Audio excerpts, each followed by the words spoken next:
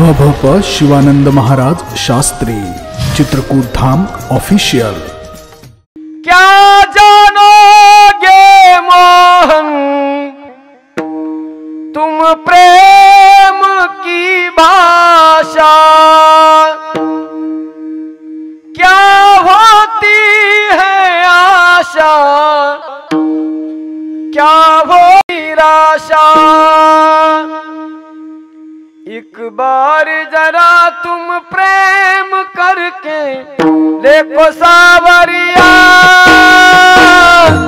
राधा यूं रो रो कहे, राधा यूं रो रो कहे। एक बार तू राधा बन कर देखो मेरे सावरिया, राधा यूं रो रो कहे,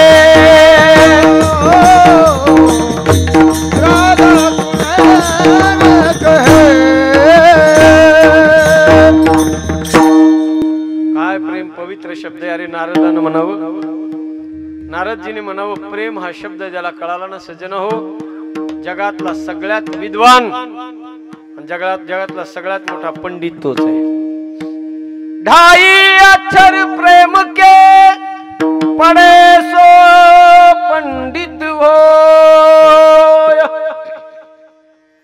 पण ते प्रेम पवित्र असावं, शुद्ध असावं सज्जन, निष्कलंक प्रेम. निष्कलंक प्रेम तेवढं प्रेम केल्याशिवाय देव आपलं असं करीत नाही बघा.